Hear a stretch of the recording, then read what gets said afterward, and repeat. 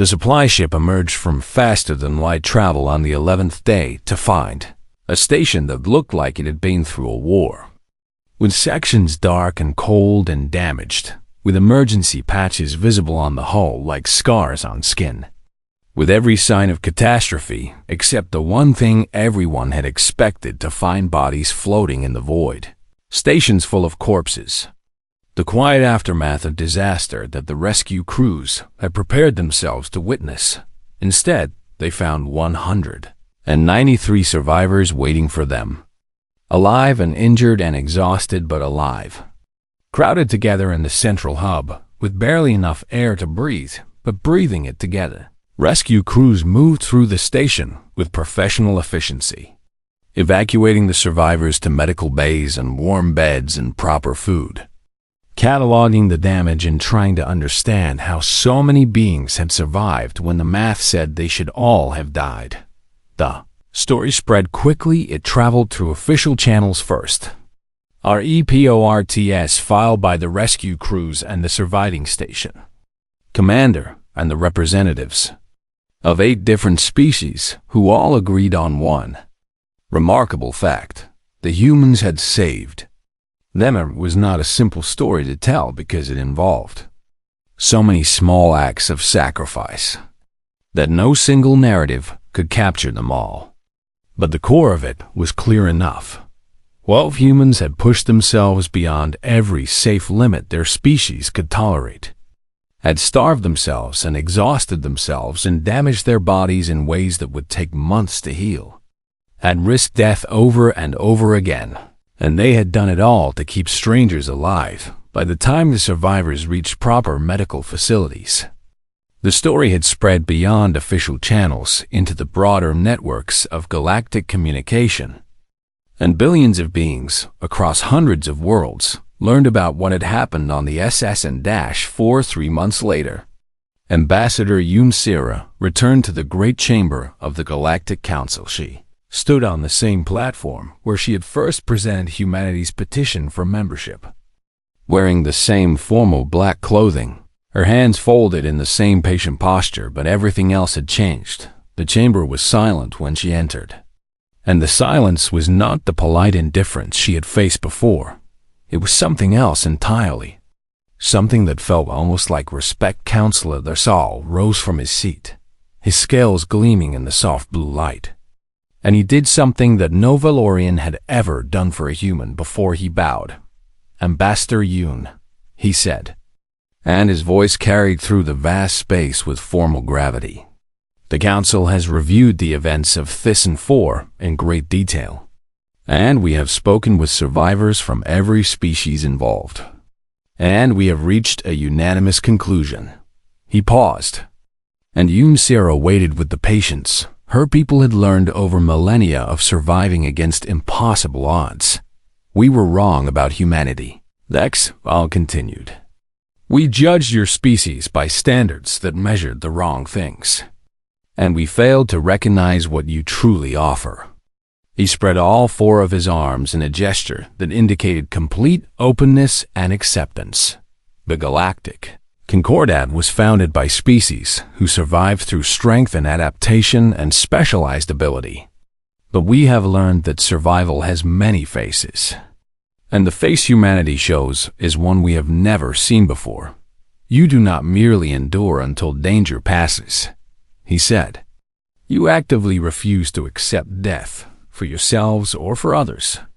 And that refusal is a force more powerful than regeneration or collective intelligence or silicon flesh." Yunsira allowed herself a small smile.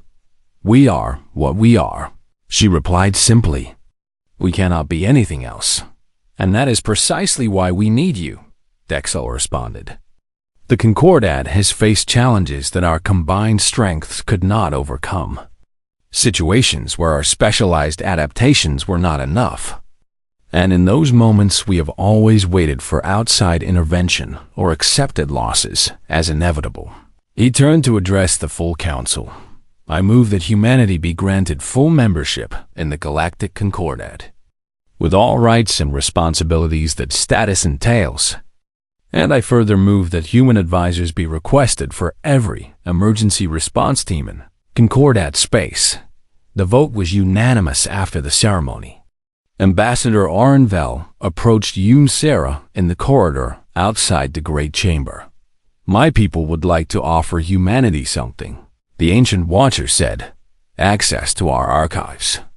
The accumulated observations of 2 million years of galactic history." Yoon Sarah raised her eyebrows in surprise. "That is an extraordinary offer," she replied. "What would you want in return?" Orenvel made a sound that might have been laughter in her species. "We want to study you," she admitted. "We want to understand how your minds work, how you train yourselves to keep fighting when every logical analysis says you should stop, how you extend your survival instinct to include beings who share nothing with you except the desire to live." She tilted her ancient head. "In 2 million years, we have documented only a handful of species with traits like yours, and most of them either transcended physical existence entirely or destroyed themselves trying to save others. Which path do you think we will take?" Yoon Sarah asked. "That is what we want to find out." Orenvel replied far away, in a hospital room on a quiet station. Dr. Park Jin-ho watched the ceremony broadcast on a small screen beside his bed. He was recovering well, the doctor said, though the weeks of exhaustion and malnutrition had taken a toll that would require months of rest to fully repair. A soft knock at the door interrupted his viewing, and he looked up to see a young Kethri entering the room.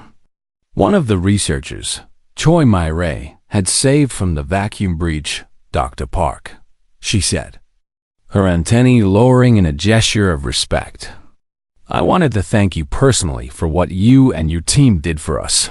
Park smiled and gestured for her to sit. "You do not need to thank me," he said. "We did what anyone would do." The Kethri made a clicking sound that indicated disagreement. "That is not true," she replied. "I have studied many species, and none of them would have done what humans did. So please do not diminish your actions by calling them ordinary." She leaned forward, her compound eyes studying his face with intense curiosity. "I have one question that I cannot stop thinking about," she said. "How did your species learn to be this way? What happened in your history that taught you to sacrifice so much for others?" Park thought about the question for a long moment. Considering all the possible answers he could give, he could talk about human history, about the countless times their ancestors had faced extinction and survived through cooperation. He could discuss evolution and psychology and the biological basis of human empathy. He could quote philosophers and poets who had tried to capture what made humanity special, but in the end, he gave her the only answer that felt true. "We did not learn it," he said quietly. "We just never had the option to be anything else.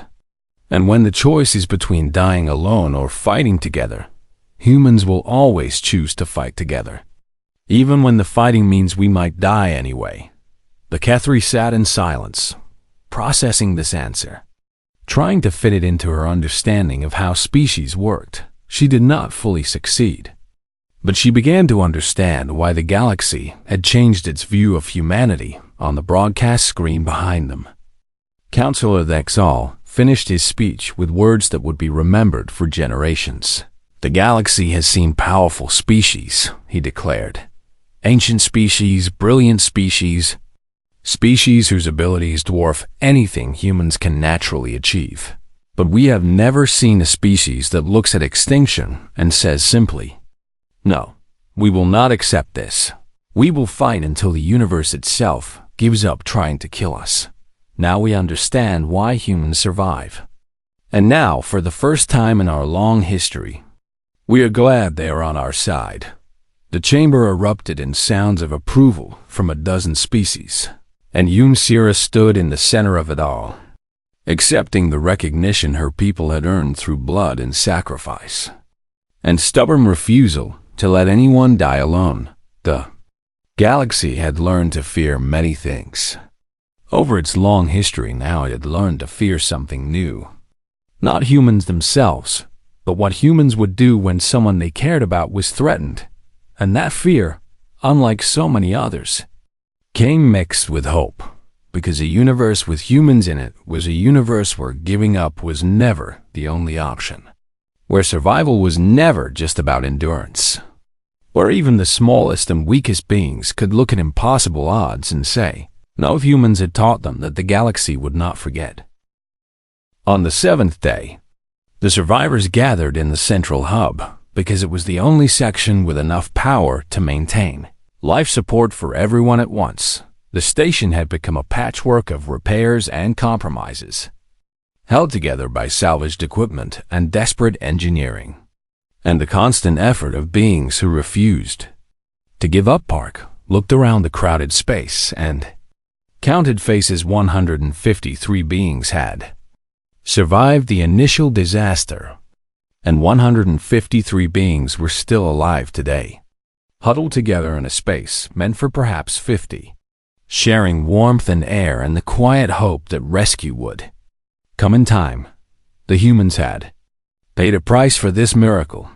3 of them had collapsed from exhaustion and could not be revived without medical equipment that no longer functioned, lying in improvised beds with their vital signs monitored by worried colleagues. Choi Ma-rae sat propped against a wall, her bandaged hands folded in her lap, unable to help with physical work, but still offering advice and encouragement to anyone who came near her.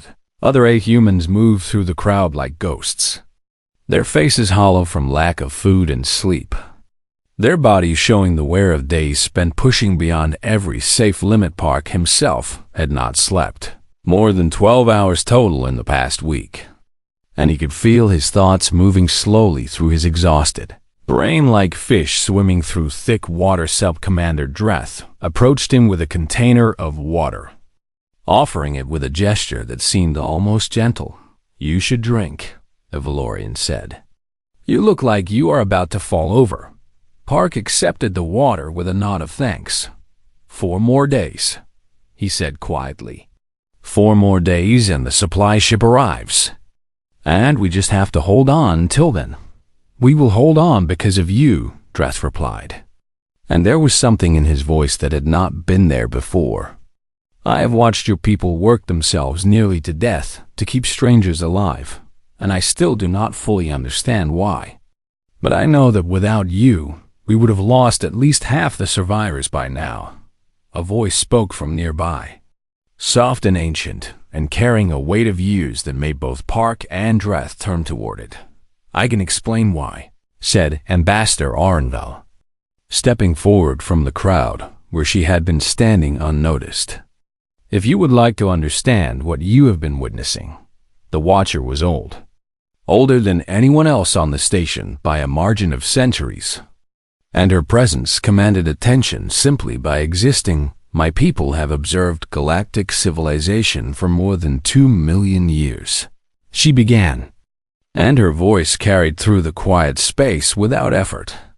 "We have watched species rise from primitive beginnings to build empires that spanned galaxies. And we have watched those same species fall to threats they could not adapt to overcome." She moved to the center of the gathering, and beings of 8 different species watched her with the focused attention of the desperate, seeking wisdom. Every species here evolved on worlds with predictable challenges, and your ancestors faced those challenges by developing specialized traits that solved specific problems. She gestured toward Dreth with one slender limb. The Valorians evolved regeneration because their world had predators with venomous bites, and any wound that did not kill you immediately could be healed. So your species learned to endure damage and recover. She turned to the cluster of Kethri. Your people evolved collective intelligence because your world had resource scarcity that no individual could survive alone. So you learned to share everything, including thought itself. She indicated the Morvathi. Your species evolved silicon-based biology because your world had temperature extremes that carbon-based life could not tolerate. So you became beings of crystal and patience. Arenville paused, letting her words settle over the gathering. Each of you is the product of millions of years of evolution shaped by specific pressures. And each of you is magnificently adapted to survive the challenges your ancestors faced. Her ancient eyes turned toward the humans, and something in her expression might have been wonder, but humans are different. Park felt every eye in the room shift toward him and his exhausted colleagues, and he straightened slightly despite his fatigue. Human evolution did not produce specialists, Orenvel continued, because human survival was never guaranteed by any single adaptation, and your world did not offer you the mercy of predictable dangers. She began to list the challenges humanity had faced, and her voice took on a rhythm like a storyteller reciting ancient history. Your planet experienced ice ages that covered half your world in frozen death, and you survived by moving and adapting and learning to create warmth from nothing but friction and will. Your world hosted predators faster and stronger than your soft bodies could hope to match, and you survived by working together in groups that hunted the hunters. Diseases swept through your populations with regularity that would have driven most species to extinction, and you survived by caring for the sick, even when caring meant risking infection. You fought wars against each other that killed millions upon millions of your own kind. And still you survived because even in your darkest moments, some of you refused to stop trying to build something better. Orenvel's voice dropped lower, more intense. Do you understand what this means? Every other species in this room evolved to survive through strength or numbers or specialized ability.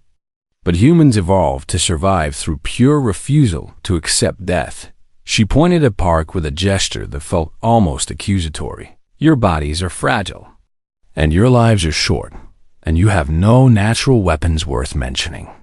But you have something that no other species has developed to the same degree. Your survival instinct is not located in your biology, she said slowly, emphasizing each word.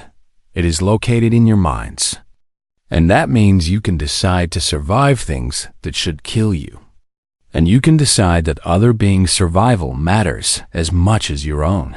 Dreth stepped forward, his scales shifting colors as he processed this information.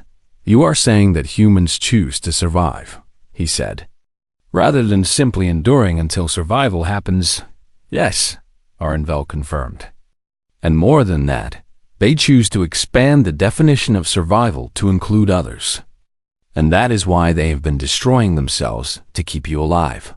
She turned back to the gathered survivors, her ancient eyes sweeping across beings who had spent days watching humans sacrifice their own well-being for strangers.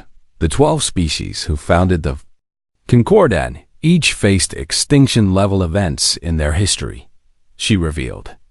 And each of them was saved by outside intervention, by more advanced species who offered aid, or by fortunate circumstances that averted disaster at the last moment. Her voice dropped to almost a whisper. Humans are the only known species to have faced multiple extinction-level events and survived them entirely alone, through nothing but their own determination and their own sacrifice. Silence filled the hub as the meaning of her words sank in. Sub-Commander Dreth turned to look at Park, and for the first time there was something like fear in the Valorian's eyes. But it was not fear of humans themselves. It was fear of what he had almost missed, what he had almost dismissed, what he had almost let die, because he could not recognize survival when it wore a different face than his own. I owe you an apology, Dreth said slowly. I thought your species was weak because you lacked our abilities, but I was wrong. Park shook his head. Too tired for pride. You owe us nothing, he replied. We are all surviving together, and that is what matters. Orenvel watched this exchange with satisfaction, recording it carefully for archives that would preserve it for millions of years. The humans had passed a test they did not know they were taking, and the galaxy would never see them the same way again. The second day after the disaster began with the humans doing something that made no sense to anyone watching Dr. Park Jinho, and 3 members of his team put on emergency survival suits and entered the sections of the station that had lost heating, where the temperature had already dropped to levels that would cause frostbite in exposed human skin within minutes. They were not going there to seal breaches or activate backup systems, as those tasks had already been declared impossible by the Valorian engineers who had scanned the damaged areas. They were going there to salvage equipment, piece by piece, carrying heavy components through freezing corridors, while their breath frosted inside their helmets and their fingers went numb inside their glovis of commander. Dreth watched the sensor feeds with growing confusion as the humans made trip after trip, spending hours in conditions that were actively damaging their bodies, returning with supplies that seemed barely worth the risk. Why are they doing this? He asked the Kethri technician beside him. The heating units they are recovering cannot warm the entire station, and the medical supplies they are gathering will not last 11 days. So what is the purpose? The technician's antennae twitched in a pattern that indicated uncertainty. I do not understand human logic, she admitted. They appear to be collecting resources that will extend survival for some species by perhaps 2 additional days, but at the cost of significant damage to themselves. Dreth made a sound of frustration and turned away from the screens on the 3rd day. The humans reduced their own food rations to half the minimum safe level for their species when Dreth confronted Park about this. The human doctor simply explained that humans could survive on reduced calories for extended periods with manageable side effects, and the food they were not eating could be given to species whose metabolism required more constant fuel. You will weaken yourselves, Dreth pointed out. You will become less capable of contributing to survival efforts. We will become hungry and tired, Park agreed. But we will not die from 11 days of reduced food. And the Kethri will die if their caloric intake drops below critical threshold. So the math is simple. The math was not simple to Dreth, whose species had never considered voluntarily starving themselves to feed others. But he could not argue with results as the Kethri collective stabilized and their panic-driven chemical signals began to calm on the 4th day. The humans stopped sleeping in normal patterns. They organized themselves into overlapping shifts of 3 hours each, ensuring that at least 8 of them were awake and working at any given time, while the remaining 4 rested in brief cycles that no medical expert would consider adequate. The human team became a constant presence throughout the station, appearing in damaged sections to make repairs, visiting the Mavathi to wrap them in insulating blankets that slowed their heat loss, helping the Kethri maintain their pheromone exchange by physically carrying messages between separated groups. They worked until they collapsed, and then they slept for 3 hours, and then they worked again. The other species began to watch them with something other than dismissal on the 5th day. The crisis that Park had predicted finally arrived. A section of the outer hull failed in an area where 3 Kethri researchers had been working on emergency communication equipment, and the breach alarm screamed through the station as atmosphere began venting into space. The emergency doors slammed shut automatically, trapping the 3 Kethri in a section that would be hard vacuum within minutes. And there was no way to reach them through the normal corridors because the adjacent sections had already been sealed due to earlier damage. Choi Murray was the closest human to the emergency, and she did not wait for orders or permission or a plan. She grabbed a patch kit and ran toward the maintenance shaft that connected to the damaged section, a narrow tube that passed through areas with no atmosphere and no heating, areas that would kill most species in seconds. Murray, stop, Park shouted over the communicator. The shaft has no pressure for the last 40 meters, and you cannot survive that exposure. I can hold my breath, Murray replied, and then she was gone. Climbing into the shaft with the patch kit strapped to her back, the sensors tracked her progress as she moved through the tube, and the watchers in the command center saw her reach the unpressurized section and keep going, pushing herself through freezing Vacuum with nothing but the air in her lungs and the determination in her heart, she reached the breach in 2 minutes and 18 seconds. And she pressed the emergency patch over the hole with hands that had already begun to swell from the vacuum exposure. And she held it there while the sealant cured, her vision going dark at the edges as her body screamed for oxygen. The three Kethri researchers watched in horror as this small human woman hung in the void, dying by centimeters, refusing to let go until the job was done. When the seal held and the section began to repressurize, Mireille finally released her grip and collapsed, and the Kethri dragged her into the warming atmosphere and called desperately for medical help. She survived, barely, with tissue damage to her hands and face and lungs that would take months to heal fully. And when she woke in the medical bay, she asked first about the researchers she had saved. Sub-Commander Dreth came to see her that evening, standing beside her bed with an expression his species used to indicate profound confusion. "You nearly killed yourself to save 3 beings who are not your species. Not your colleagues, not even beings you knew personally," he said slowly. "I have commanded soldiers for 40 years and I have never seen anything like what you did. So explain to me why." Mireille looked up at him with eyes still red from burst blood vessels, and she smiled despite the pain. "Because they were going to die," she said simply. "And I could stop it, so I did. But the cost," Dreth pressed. "The damage to yourself, the risk of death. How can that be worth it?" Mireille thought about the question for a moment, searching for words that might make sense to a being whose species had evolved regeneration instead of cooperation. "Where I come from, we have a saying," she finally replied, "no one gets left behind. And it means that survival is not just about me staying alive, it means all of us staying alive. And if I have to break myself to make that happen, then that is what I will do." Dreth stood in silence for a long time, processing this alien concept, and then he turned and walked out without another word. But something had changed in his eyes.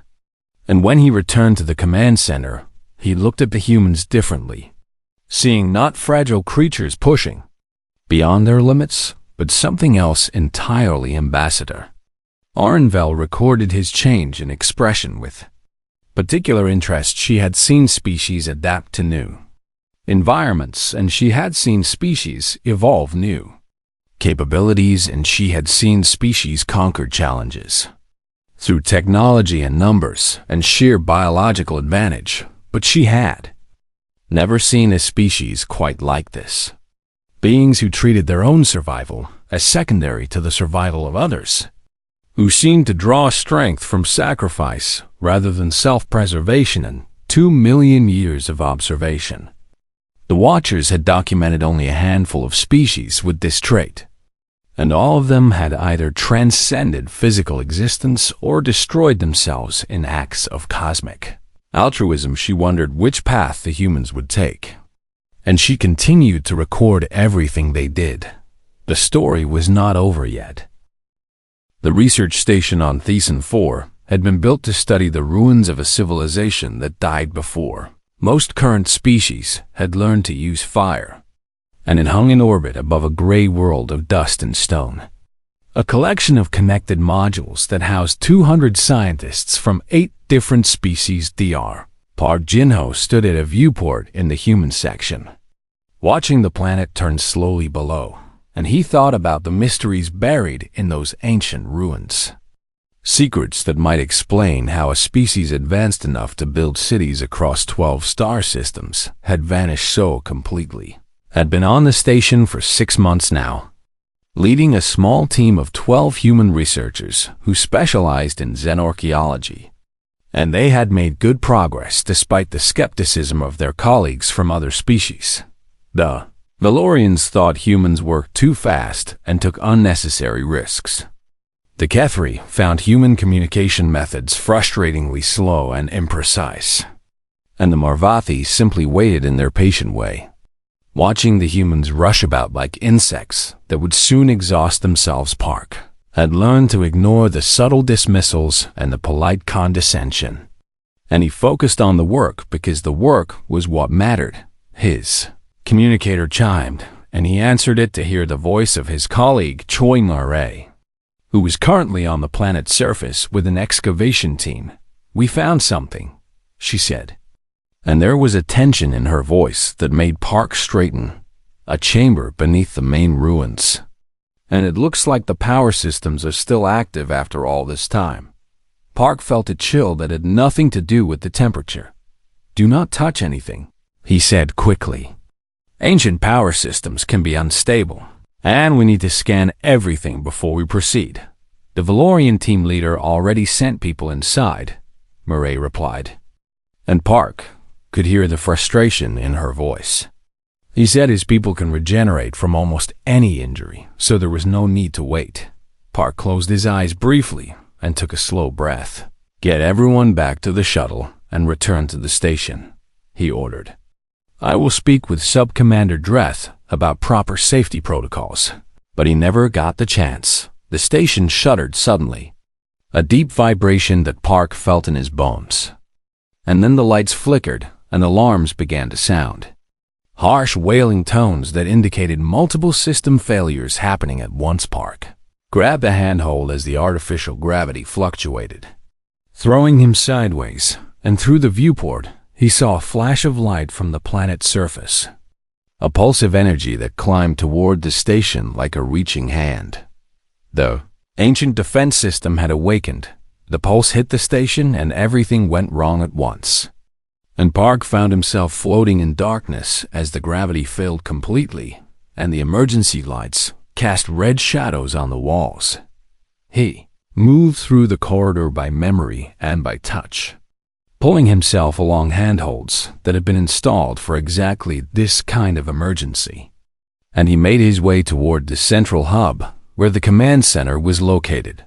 Soon he found there was chaos. Multiple sections of the station had lost atmosphere and been automatically sealed, trapping people inside with limited air supplies.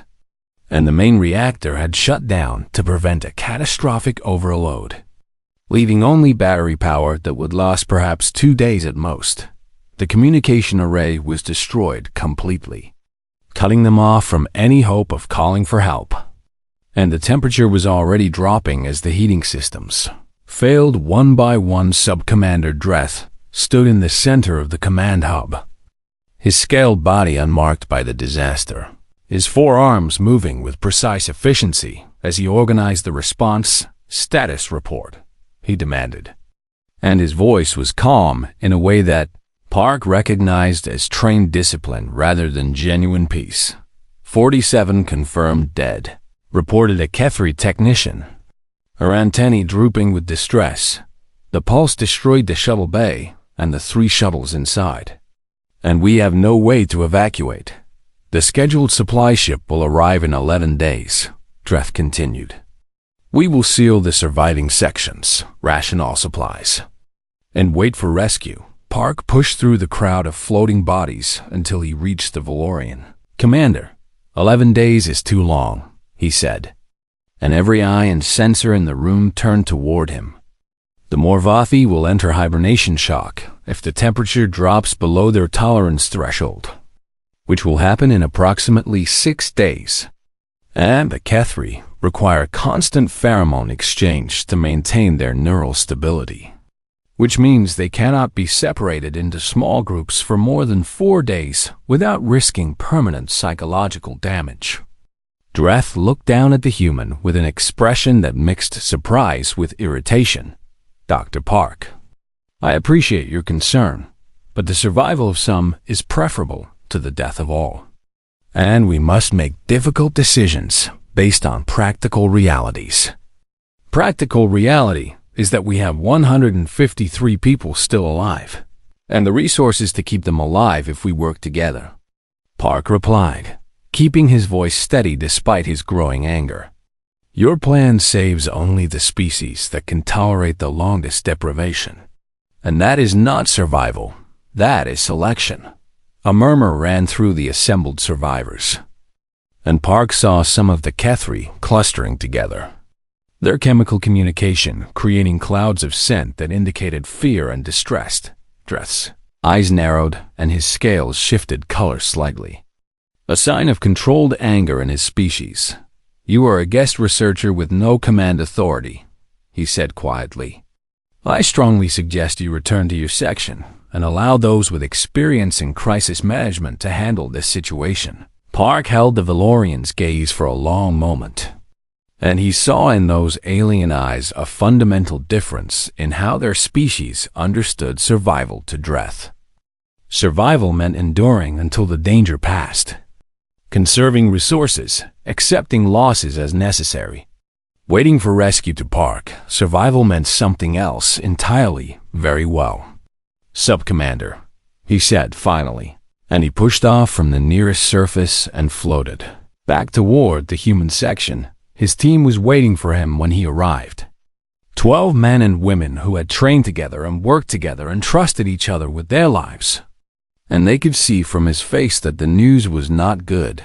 "What is the plan?" asked Choi Murray, who had made it back to the station before the pulse destroyed the shuttle bay. Park looked at each of them in turn, seeing their fear and their determination and their willingness to do whatever was needed. "The Valorian plan is to wait," he said. "Our plan is going to be different." He moved to the small whiteboard they used for brainstorming sessions and began to write, listing every problem they faced and every possible solution he could think of. "We have 11 days until rescue, and not enough resources to keep everyone alive that long using conventional methods," he said. "So we are not going to use conventional methods. And we are going to do what humans have always done when facing impossible odds." Lee So-an, the youngest member of the team, raised her hand like a student in class. "What have humans always done?" she asked. Park allowed himself a small grim smile. "We refuse to die. And we make the universe regret trying to kill us." He began to outline what he called aggressive survival. A plan that would require every member of the team to push themselves beyond safe limits, to take risks that other species would consider insane, to treat their own bodies as tools to be used and damaged in service of keeping everyone alive. It was not a good plan in the traditional sense, and it relied on human endurance and human stubbornness and human willingness to suffer for others. But it was the only plan that gave everyone a chance in a quiet corner of the station. Ambassador Orinville sat in the darkness and observed everything through sensors that required no light. And she recorded the human meeting with the same careful attention she had given to events that shaped the rise and fall of Empire. Something was about to happen that her people had not seen in a very long time, and she wanted to make sure she captured every detail for the archives. The humans were about to show the galaxy what survival really meant. The great chamber of the Galactic Council stretched upward like the inside of a massive shell, its walls carved from pale stone that glowed with soft blue light from within. And representatives from 12 species sat in curved benches that rose in tiers around a central platform where visitors came to speak. Ambassador Yoon Sira stood on that platform now, a small figure in formal black clothing, her dark hair pulled back in a simple style, her hands folded in front of her as she waited for the council to finish their private discussions. She had prepared for this moment for 3 years, learning the languages and customs of each founding species, studying their histories and their fears and their pride. And she knew that none of them took humanity seriously. The Valorians sat in the highest tier, their scaled bodies gleaming like polished metal, their forearms folded across their broad chests in a posture of patient superiority. And their leader, Counselor Dexal, watched Yoon Sira with eyes that held no malice, but also no respect. The Kethri occupied the section to her left, dozens of small insectoid beings who moved in perfect coordination, their antennae twitching as they shared thoughts through chemical signals that humans could not detect. And they regarded her with what might have been curiosity, or might have been nothing at all. The Morvathi delegation sat perfectly still, their silicone-based bodies requiring no movement, no breath, no sign of life, except the slow pulse of light within their crystalline forms. And they had not spoken a single word since the session began. Yunsira had studied all of them, and she understood what they saw when they looked at her. They saw a creature made of soft flesh and fragile bone, a being whose lifespan was barely a century, whose body could be killed by temperature changes that other species would not even notice, whose only natural weapons were blunt teeth and weak fists. They saw a species from a mid-danger world, not one of the legendary death worlds that produced the most feared warriors, not one of the paradise worlds that produced the most advanced thinkers. Just an ordinary planet with ordinary challenges. They saw nothing worth fearing and nothing worth respecting. "The council recognizes the human delegation," announced the speaker, a tall being with no visible face and a voice like wind through metal pipes. "You may present your petition for full membership in the Galactic Concordat." Yunsira bowed her head briefly in the manner she had learned was respectful to most species present. Then she raised her eyes and spoke in a clear voice that carried through the vast chamber. "Honored counselors, humanity comes before you not with claims of greatness, but with an offer of partnership. And we ask only for the chance to prove our worth through our actions rather than our words." Counselor Deshal made a sound that his species used to indicate polite skepticism. A low rumble from deep in his chest, and he leaned forward in his seat. "Ambassador Yun, the council appreciates your humility, but we must ask a practical question," he said, his voice smooth and reasonable. "The Galactic Concordat was founded by species who each brought something essential to our union. And the Valorians brought our regenerative medicine. The Kethri brought their unmatched communication networks. The Morvathi brought their patience and their memory that spans 10,000 years. So tell us plainly what humans would bring." Yunsira had expected this question, and she had prepared many answers. Lists of human achievements in science and art and exploration, examples of human courage and creativity, arguments about human adaptability and determination. But standing here now, facing beings who could regrow lost limbs and share thoughts across light years and remember events from before human civilization existed, she realized that none of those prepared answers would matter, so she spoke the truth instead. "We survive," she said simply. "That is what we do, and that is what we bring." A ripple of reaction moved through the chamber. Sounds and gestures and chemical signals that indicated various forms of amusement or dismissal. And Yunsira stood still and let it pass over her without responding. Counselor Dexal tilted his great head, his scales catching the light as he moved, with respect. "Ambassador, every species in this chamber has survived, and that is rather the minimum requirement for being here at all." Laughter followed, or what passed for laughter among beings who expressed humor in different ways. And Yunsira allowed herself a small smile. "You are correct, Counselor, and I spoke poorly," she said. "Let me say it differently, and please forgive my limited skill with your language." She paused, choosing her next words with care. "Every species here has survived because of something. Because of your armor or your numbers, or your ability to heal from any wound. Because of the gifts your worlds gave you. But humans have survived despite everything. And we have no armor and no natural weapons and no special abilities. And our world gave us nothing except problems." She spread her hands, showing her soft palms and her breakable fingers. "We should have died 100 times. And the ice came, and we should have frozen. And the great beasts hunted us, and we should have been eaten. And diseases swept through our populations, and we should have gone extinct. And we killed each other in wars beyond counting, and we should have destroyed ourselves." Her voice remained calm, almost conversational, as if she were discussing the weather rather than the long nightmare of human history. "But we are still here. And we do not know how to stop being here, and perhaps that is worth something." The chamber fell quiet. And Yunsira could not tell if she had made an impression or simply confused them. Then Counselor Thexal spoke again. And his voice was not unkind, but it was final. The Council appreciates your perspective, Ambassador Yun, and we recognize that humans have achieved much for such a young species. But the Concordat cannot grant full membership based on determination alone, as we require demonstrated value in areas that benefit all member species. He gestured with two of his four hands in a motion that indicated regret without apology. We will grant humanity provisional observer status, which allows your people to participate in trade and travel within Concordat space and to learn our ways. And in time, perhaps in a century or two, we may revisit this question. Yunsira bowed again, hiding whatever she felt behind the mask of diplomacy. The human delegation accepts this generous offer and thanks the Council for their consideration.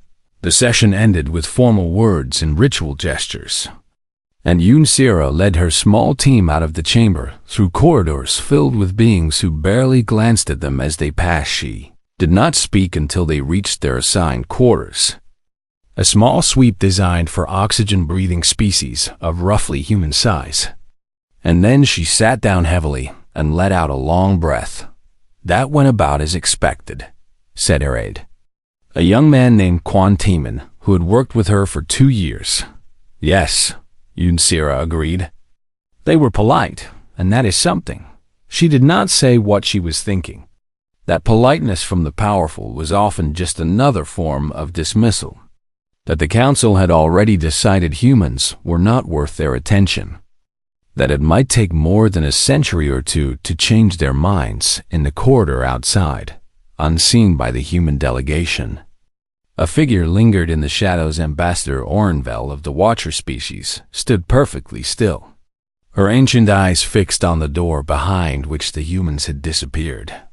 And her species had observed galactic civilization for more than 2 million years. Recording everything, interfering in nothing, she had watched countless species rise and fall, had seen empires built and destroyed, had witnessed events that would fill libraries with their telling. And very little surprised her anymore, but something in the human ambassador's words had caught her attention, a thread of something she had not heard in a very long time. And she made a note in her mental archives to watch these humans more closely. There was something in their data that the others had missed, something hidden in the pattern of their history.